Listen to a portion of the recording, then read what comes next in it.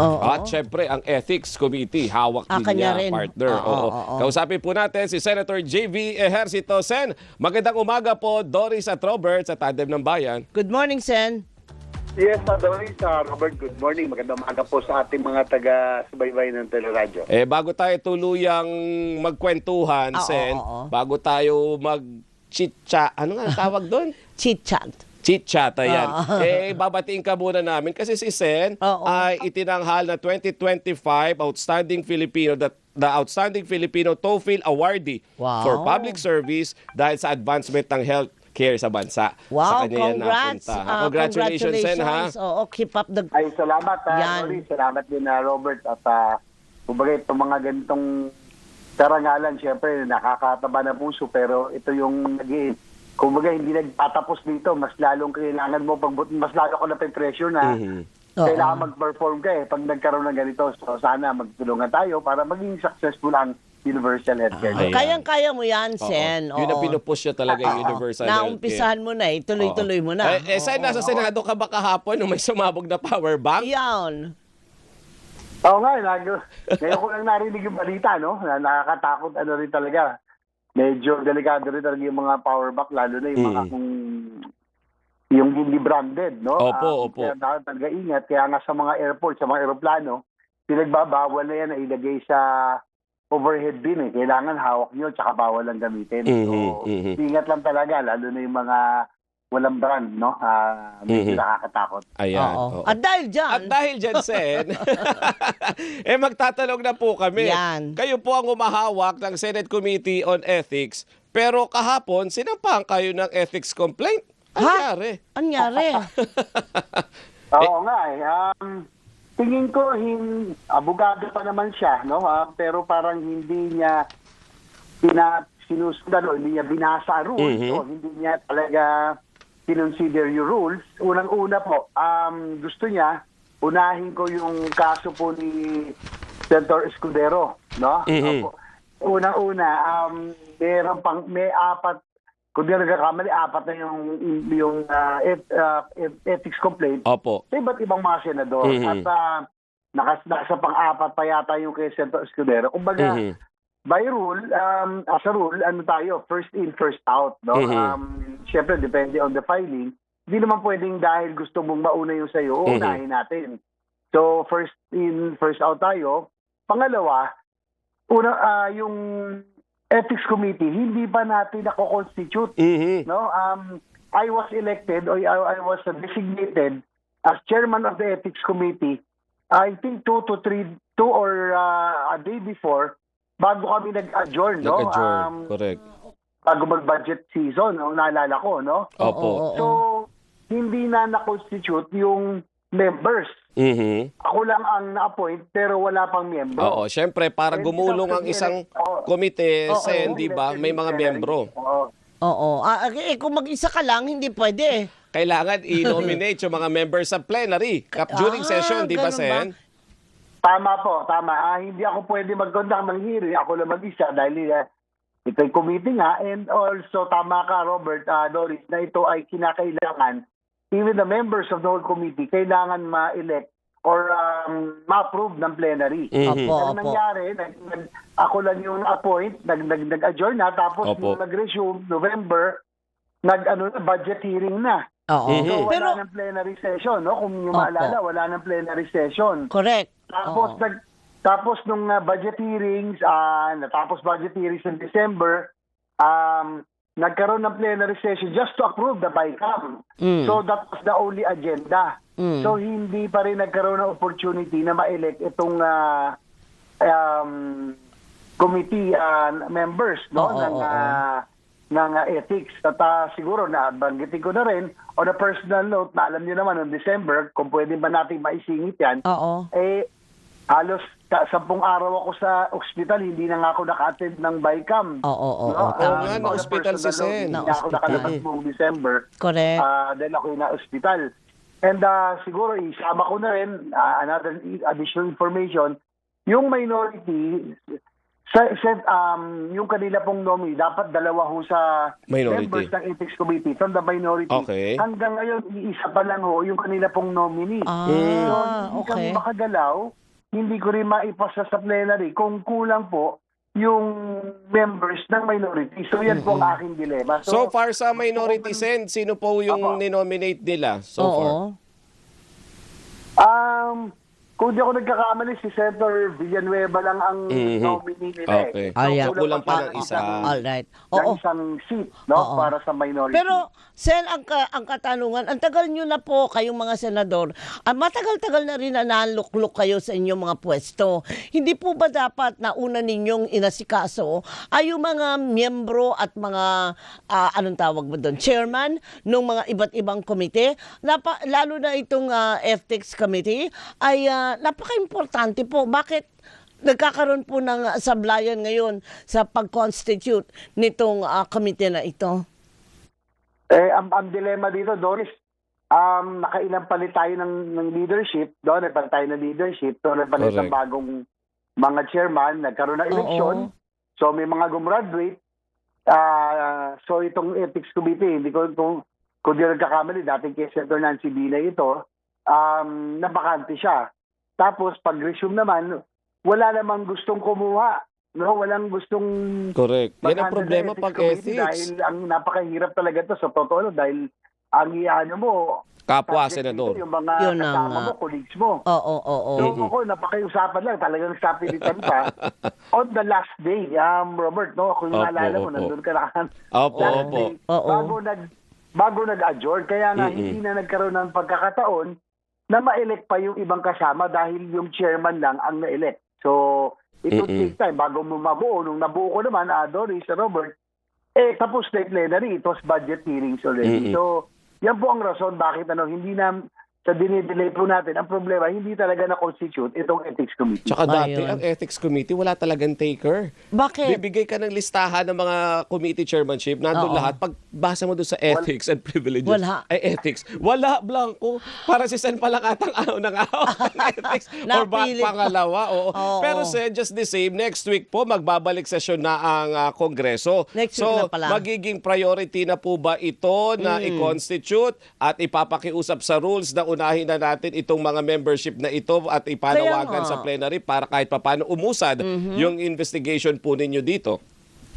Sana po, kung yung minority makapagbigay na ng isa pang pangalan para makumpleto na natin, and then I will submit this to the committee rules para mabasa na po sa plenaryo, para ma-aprobahan na ng plenary ang composition ng ethics committee.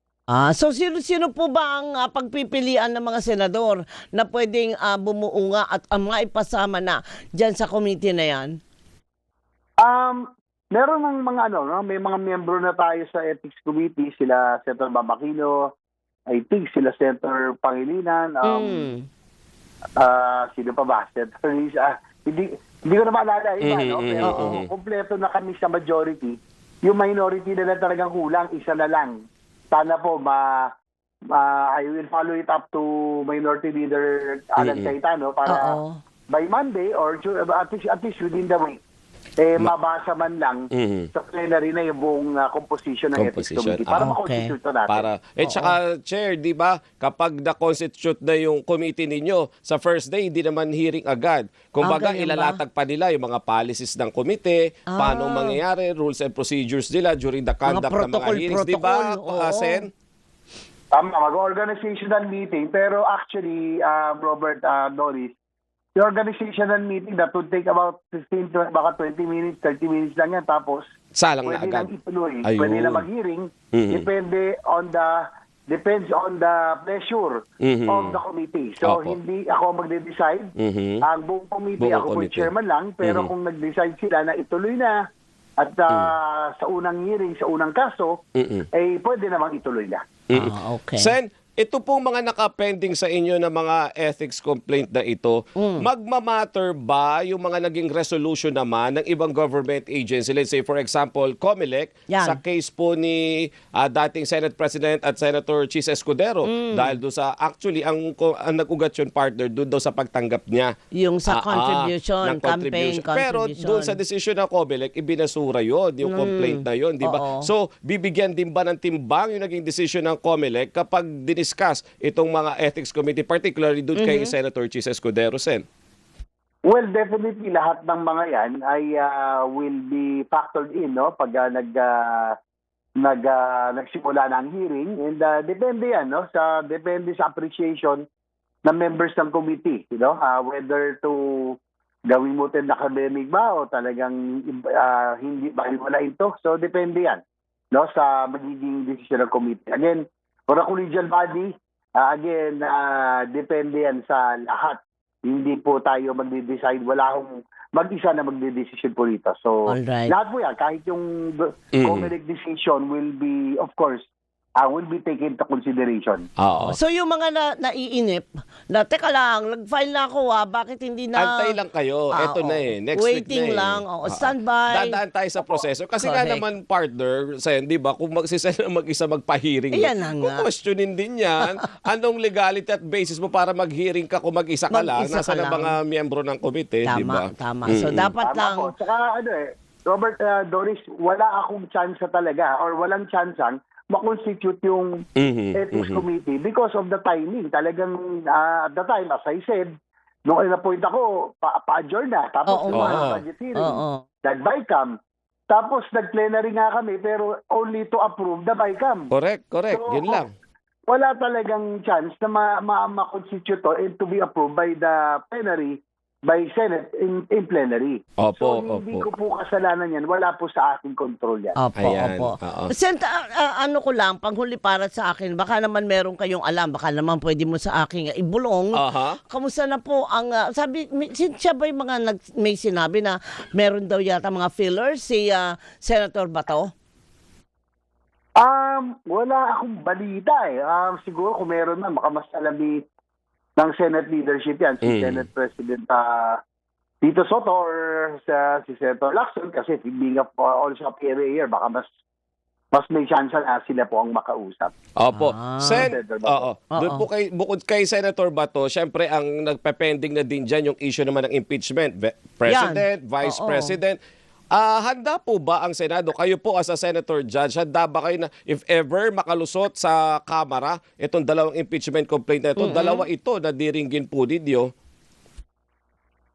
Well, alam mo, Robert, Doris, personally, no, ako kasi, alam mo, whatever, kahit ano sabihin mo, ang impeachment process is politically charged. No?